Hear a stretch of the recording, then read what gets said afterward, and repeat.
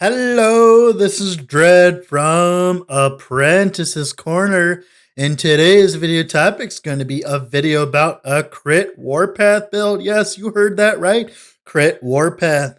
So story time, I was not going to make another Sentinel build for a while, but like I said, after my last Sentinel build with Warpath, I was like, okay, let's light them for the community. Let's see what they make. And apparently the community thinks that Warpath sucks. So I guess I had to enlist my own services again to make Warpath viable, to revive it, so that you guys would stop complaining about Warpath not being viable, because guess what? It is viable. Very viable. So with this build, we are utilizing the combination of Warpath and Manifest Weapon Idols. Yes, if you've heard them, pretty much what they are they just pretty much extra auto attacks. Now, normally they're not that strong because there's no way of scaling them properly, except for Warpath. Why is that? Well, in Warpath, there are a lot of nodes that say your hits or all damage while warpathing deal more damage. What that does is it allows you to turn your manifest weapon idols into more hits. So instead of just hitting once per warpath, you're hitting like 2 to 3-ish times, which allows you to scale a lot of damage very quickly and makes clearing packs an absolute breeze. So the biggest change that this patch has made for this build, it's because of the armor changes. Why is that important? Well, armor shred is very strong this patch. Who would have thought, right? So Sentinel has a node on, well, Sentinel has a affix on their helm that it gives them armor shred effect. And what that means is Armor Shred just reduces their armor by 100 for 4 seconds after hit and has no cap. Now, this works exactly like how our armor scaling works, except backwards. So, for instance, at about 5k armor, I'm taking 50% less damage at level 100, which means that if I were to make our enemy take have our enemy have negative 4,000 armor, they would take 50% more damage multiplicative with other modifiers. Why that's important is because, well, we're running Manifest Weapon, we're running Armor Shred, and we should be running Armor Shred Effect. I haven't been able to be lucky enough to get that, but I got other things I really got pretty lucky for. This is all, by the way, in SSF, and we leveled as Warpath, very important for certain things recently. But so the reason why Armor Shred is so strong is it just gives us another way of giving us more damage. And normally Armor Shred isn't that good, but if you're hitting so many times per second thanks to Manifest Weapon Idols and Warpath, once you start increasing the attack speed, the more damage you get just increases. Now, right now, we're doing about 2k to 3k to 4k per crit. But like I said, we're attacking pretty much like 4 times to 5 times per second thanks to the Manifest Weapon Idols. We're also utilizing the Shield Breaker combo as well for Fizz and Fire Shred, as we do not have any other source in the tree other than in Rive or Vengeance, but this is not a Rive or Vengeance build. And as well as my older videos as well, this is a Volatile Reversal build. So if you do not like Volatile Reversal, then this is not the build for you. Now, I will admit, I did get a little lucky.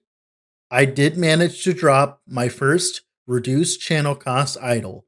I mean, not idol, but helm affix. I was able to craft a good weapon, and it was tier 5. So now I am the proud owner of a minus 30% channel cost helmet for Sentinel. Absolutely amazing, because it turns our mana cost from 8. I think it's from 5 to 3. Sounds pretty good, right? Yeah, it's pretty good. The biggest thing though is it's actually not that necessary in this version of the build, because we are taking points into draining assault, which means that if we were to just simply take the points out of draining assault, our channel cost helmet is no longer needed. So it just simply saves us 2 points and allows us to put 2 more points into damage. So it's not that important for this build. So thank God, because it's 100% SSF friendly, and you can level as this build as well, which I'll explain later. So let's just get into the video, shall we? All right, we're in game here now. I decided to pull up a different Sentinel so we can use him to show the process of leveling. So with Warpath, you can level with it, and it is a very strong leveling option. It is very strong. So pretty much the way you level Warpath now, and this is very important, is now since you get 60% of damage effectiveness, added damage actually helps. Why that's important? It allows you to actually level with the build. Now, we're going to take some controversial choices, but I'll explain why in a second. We're going to, when we first get Warpath at level 2, we're going to take 1, 2, 3 points into Unchained, and then we're going to take 1 point into Reckless Spin at Warpath level 4. Why is that important? Well, because it brings our Warpath all the way down to 3 mana cost. And what that also is important for is, if you did not know, in the leveling process here, where is it? I think Ruined Era, yes. In the Ruined Era, there is barely any LE damage, and all of it can be avoided. Especially if you do not do the dragon early, you can avoid all the LE damage in the Ruined Era. The only LE damage you have to deal with is Hearten, which his lightning bolts can be dealt with. You can overleech through them, so you don't need to care about that. And by the time you get there, you'll have enough damage reduction on gear and all that. It's like fine. You won't feel the 25% elemental damage taken. And then, of course, you'll have to deal with the lightning spiders and Maljeka. But if you use the portal trick, you won't have to deal with the lightning spiders as well. And all the way up to the Immortal Citadel and into the Divine Era. Now, once you get to the Divine Era, things will start doing elemental damage. And by that time, you should have enough points to just simply take Warpath, put 1 point here, 3 points here, and then 3 points here, which will turn your Warpath to 4 mana cost per second. Why is that important? It's because at 4 mana cost per second, that is the optimal amount of mana to utilize Volatile Reversal. Now, what you're going to do is, once you reach the Ruined Era. Once you're done with the Ruined Era and you go to the end of time and you clear your mastery, you get your mastery, you'll choose whatever you want, which in this case, you'll be Forge Guard, right? What you want to do is take all the save points from level 20, which you're going to save. You're not going to put in the points yet here. You're going to take 5 points and put them anywhere below here. It doesn't matter, whatever you need. Probably the flat, because you'll need the flat. And get Volatile Reversal. Why is that important? Because we're utilizing Volatile Reversal for our mana sustain. Now, how do we spec Volatile Reversal for leveling? Well, what we do is we take the first 2 points here into Time Snap, and then 1 point into Time Loss Vitality. Everything else doesn't matter. Obviously, you want the attack speed, you want the movement speed, you want the Void Rift, and then you want the enemy damage taken, or the enemy damage taken over time if you're doing that. But yeah, like I said, with that, it's not that hard. You just mainly need Time Loss Vitality to make Reversal to a decent cooldown. Now, why that's important is because, as you can tell with how I am going so far, I am not really consuming that much mana. Why that's important is because when you reversal, most of the time when you reversal and you're using your mana, you'll be able to sustain reversal, because what will happen is your reversal will get cooldown from killing stuff, and then you'll go back in time to when you had more mana. Why this is also important is because after you get Volatile Reversal, what you're going to do is you're going to take 15 points, 8 points into here probably, and 7 points into Valor, all the way up to Sigils of Hope. Now, Sigils of Hope is very important because it gives you a large amount of increased damage and a large amount of your armor. Why that's important, oh, by the way, those are the 2 nodes you want to fill out first for this build. And of course, obviously, why that's important is because if you use a reversal trick, you can pretty much sustain sigils, which allows you with more flat damage, which will make your Warpath do even more damage. And obviously the armor, the large amount of armor that early will give you a lot of sustain. Now, that is how you level as Warpath. After that, you can do pretty much whatever you want. I would heavily suggest going down here. If you're going a 2-hander, which you should be, you can get the 2-handed nodes with the area. Very strong nodes, by the way, down there, because it gives you pretty much this tiny AoE, turns your tiny AoE, which I'll respec real quick just to show you, makes this tiny AoE really large, obviously, in a 2-handers, which whatever works. I don't care right now. whatever works. But yeah, that is how you level as a Warpath with the skill tree. Now, for the weapons, what you want to do, this is very important. For the weapons, you want a weapon with flat damage. You want a two-handed weapon with flat damage. So what you want to do is when you get into town, whenever you see flat damage on something, you want to take it and you want to fracture it. Why that's important is because now Warpath, since it scales on flat damage, which I'll add some flat damage to this, whatever, just ignore the other mods on here. You'll want something that looks like this, right? The reason why you want something like this is because since Warpath actually scales on flat damage pretty well now, what that does is it allows you to get an investment back on your flat damage. And then eventually with all the other nodes, with the reversal, all that, you'll be fine and dandy. And especially once you get sigils. Obviously, like I said, you want to spec out of the reckless spin nodes and into the unchained once you get to the divine era. But after that, you are scot-free to play Warpath however you want to play. So now I'm going to transition to the actual build so that we can show off that. All right, now we're in game here with the actual character. His name is Don't Play This Build. If you don't get the reference, then whatever, it's fine. Now we're going to get right into Warpath here. Now Warpath, way we run this is 1 travel node here, 3 travel nodes here, but this is very important because since we're utilizing Manifest Weapon, this scales our Manifest Weapon damage as well. And of course, we take the 3 nodes of Unchained here, and then 3 nodes of Unchained here as well.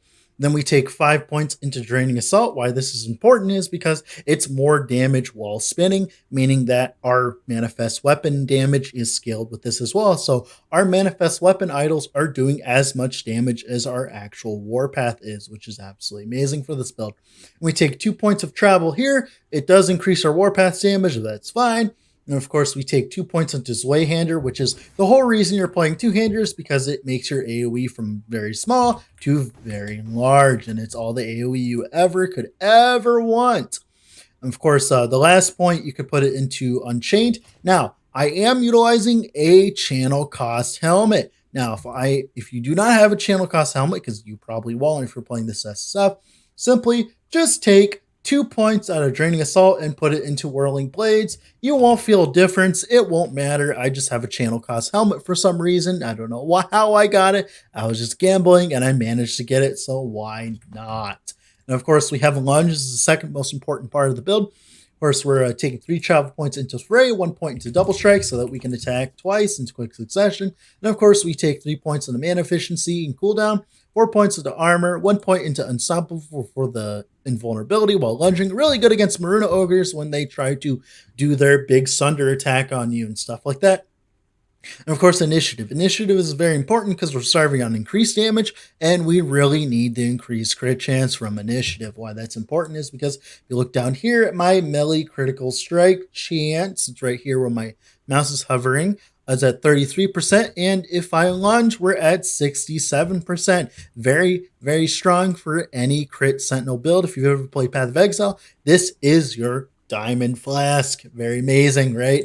Of course, we move on to Volatile Reversal. 3 points time snap. Really important because while we're moving through packs and killing them, it will recover the cooldown of Volatile Reversal, which means we can keep Volatile Reversal up more and it will sustain us more on mana. And of course, we take Time Lost Vitality for the cooldown recovery speed because it turns it from a 14-second cooldown to a 6-second cooldown. And we take 3 points into Warp Time because attack speed's really nice. 3 points into movement speed. 1 point into Void Rift on arrival, 1 point into Void Rift on the start. So we get 2 Void Rifts in total, which means, and we take 2 points into Food for the Worm. So we have Time Rot chance, just reduces attack cast speed. Pretty much just another chill stack, if you think of it like that. 3 points to Area so that we can get 3 points into Harbinger of Dust so that the enemy takes 30% increased damage. Absolutely amazing. Is a 30% more damage multiplier multiplicative with other modifiers. Now, of course, we have Smite. Smite is a little bit more important this time around other than the other versions. So we take 2 points into travel here. So we can take 3 points into Panacea. Doesn't matter. 5 points into Righteous Flurry. The reason why we like that is because it gives us more flat damage, so our attacks deal more damage, all of our attacks. And of course, we take Righteous Flurry as well. Obviously, every Smite build, you do have to self-cast Smite with this build, which is completely fine. You don't really need it unless it's a single target. So you definitely want to keep that up in single target situations. So of course, 5 points into Blinding Flash doesn't really matter, but what else are you going to use your points on, right? Now, Sigils of Hope, this is a very important part of the build as well because we get 120% increased damage from our Sigils of Hope. Absolutely amazing, right? Of course, 3 per sigil as well. That brings us up to 7 flat per sigil. So at 4 sigils, we get 28 flat damage. Absolutely amazing. Then, of course, at 4 sigils, we get 100% increased health regen. We could double that with mediation if we wanted to sacrifice some duration, which I probably should do, by the way. Good point. Then, of course, we take armor per active sigil 200. This is where all of our flat armor comes from for all of our other increases. It's absolutely amazing. So if you're scaling flat armor, you definitely want Sigils of Hope. 4 points in duration, so they last longer, so you don't have to keep them up as much. And of course, 1 point into tetragram, so that we have an extra sigil, so we can have 4 instead of 3. And then, of course, 1 point into mediation, which I probably should have had the point in, but I'm too much of a blockhead. And that is it with the skills. Now let's move on to the equipment. The passive tree. Sorry. All right, now let's talk about the passive tree. I will go in the order you would take it to level. So if you want to level the build and you want to know how to level it, listen closely, because this is how I'll do it from now on. So you guys have no confusion on when to take what when, right? So first off, we take 8 points into Juggernaut. Void Res is really good because we have no Fizz and Void res set. It allows us to cap our reses faster, and the strength gives us increased armor and increased damage, which we lack. And of course, 7 points into Fearless because the vitality and the health regen is pretty strong. 5 points into Armor Clad. You should take this almost on any Sentinel build. Damage taken from nearby enemies. I believe nearby is this little circle. It could be bigger, I don't know, but I'm safely assuming it's this circle, right? Absolutely amazing. Gives us flat armor as well. And of course, we move all the way up here. We ignore these nodes later, but later we take 5 points to Axe Thrower and 5 points to Blade Master later. But once we master up, we take 5 points into Devouring Blade so that we can get to Volatile Reversal right after the end of time in the campaign. Then after that, we take 15 points into Paladin, 8 points into the Penetration and the Fire Pen. Then, of course, 7 points into Valor as well, so that we can get to Sigils of Hope. We're mainly dealing about Fizz and Fire with this build, so we don't really care about since we get Fire and Fizz Pen, it's pretty good. Like I said, we get Valor all the way up to Sigils of Hope. After that, what you want to do, you want to take 5 points into Axe Thrower, so you throw an axe on hit. It doesn't show on the dummy here for some reason, it's bugged, but against enemies, you will throw an axe. And we'll take 5 points into Blade Master, giving us attack and cast speed with swords and axes. And of course, we move up here. We take about 1 point into Weapons Master as a travel point, 1 point into Peltast as a travel point, 1 point into Fresh from the Forge as a travel point. Then we take 10 points into Battle Hardened, which increases our armor by 60%. I could see messing around with these nodes and putting more into Weapons Master later on. Once we have more Fizz res and better gear, I'll explain why my reses are like that later. And of course, 5 points into Shield Breaker. The reason why we take 5 points into Shield Breaker is because our throwing attacks give us Fizz and Fire Shred stacks, which is very strong for us. That's all of our single target in one node, by the way. And we proc it utilizing Axe Thrower. I don't know if this is going to stay in the game. They might nerf this, so be ready for that. But is insanely strong right now for any Sentinel build that is not using Rive or Vengeance, as those have Shred in their tree, and we're obviously not using Rive or Vengeance. Then we take 8 points into Champion of the Forge, which gives us 80% increased damage if we are holding a two-handed weapon, which is absolutely amazing for us, considering that we are always, we're kind of missing a lot of increased damage with this tree because they nerf Forge Guard to ever-living heck. Of course, we take 1 point into Might for travel. We take 5 points of Infinite Bulwark. very amazing. Allows us to run potion on dodge with, as I'll explain later. And of course, 5 points to the duelist. You could probably fill this out later, but 4 or 5 is enough to get up to lethal strikes. You want to max out lethal strikes because the critical strike multi is amazing. Brings you up to 300%, I believe, which is plenty. You don't need more than 300% because after that, there are huge diminishing returns. Then we would take 8 points into Molded by the Forge, and we hold a sword. So Molded by the Forge would give us 40% increased attack speed, which allows us to dump attack speed on our weapon and run flat damage, which is amazing because attack speed is a direct more damage multiplier thanks to the way Manifest Weapon works. And that's pretty much it for the passive tree. Now we're going to talk about the equipment. All right, now we're going to talk about the gearing here. We're going to talk about the idols first because that's very important for this version. If you're not running the idols, then you need to run the Time Rot version of Warpath, where you go up here for the Time Rot instead of all these other nodes. But that'll be a different build for a different day when I make the Void Knight variant. But we get a chance to cast Manifest Weapon on melee hit, and for your suffix, you can pretty much use anything, but the best in slot is Shred Armor on hit. You would like to have all 4 with Shred Armor on hit because it gives us a lot of damage in the end. And like I said, every single Manifest Weapon will Shred Armor. Your Warpath will Shred Armor at a reduced rate, but it's still strong. Obviously, these idols are best in slot. Like I said, we do have to self-cast, so no Smite idols this time. So it's actually a lot more SSF friendly, ironically. Then now for a weapon, very important, we run base crit chance because we're not running a pole arm, so we have to run base crit chance on our weapon to get our crit to a decent amount. Then we run flat damage up until the point where you get about all this attack speed. I would heavily suggest running attack speed on this instead, but I went with Melee Fizz to test it out. Then you want Shred Armor on hit on a suffix because you want to shred that armor like it's clothing on prom night, right? And of course, we have the Chance to Chill on hit because Chance to Chill on hit, one of the strongest things in the game right now. Don't really have to explain that. And of course, we have winged this helm. You want to add a winged helm base, obviously, for any Sentinel build because of the critical strike avoidance. I went for reduced channel cost. Completely ignore that. You'll probably not get that because it is a very rare mod. Just critical strike avoidance cap. Here's my amulet. Like I said, just use these as a good baseline. Here's my chest. Absolutely amazing chest, by the way. That dodge used to be attunement, but I managed to Rune of Removal it. But obviously, this is like me after a day of playing, about 24 hours of playtime, I believe. I can't really tell thanks to the way they do it now. Wish there was a /playtime command.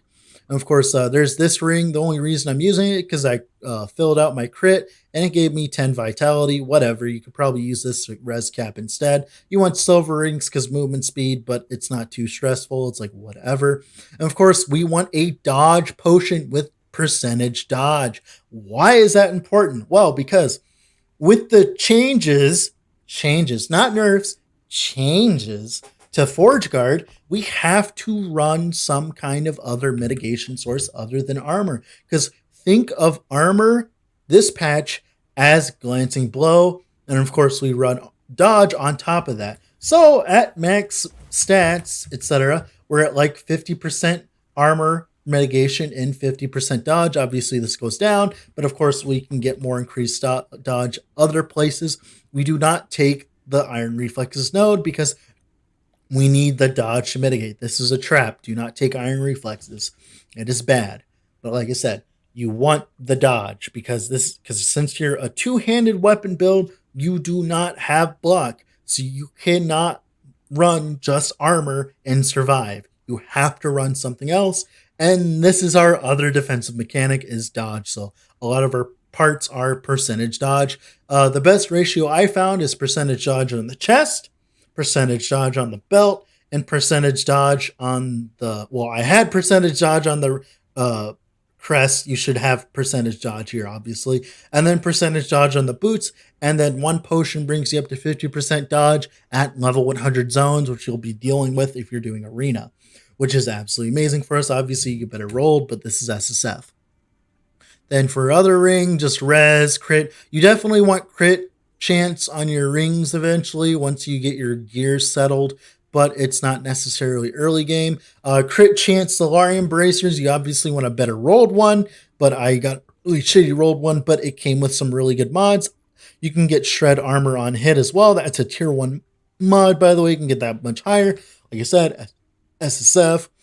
Then these boots, dodge, critical strike avoidance. We are critical strike avoidance capped. Obviously, movement speed, not as important with this build, but obviously you'd still want movement speed, more res. And of course, for our Radiant Crest, eventually you want to get rid of that LE res and put in some dodge percentage instead. But other than that, health, yada, yada, yada, it's not very important. Now, that out of the way, that said, thank you so much for watching and have a wonderful rest of your day wherever you're at. And bye.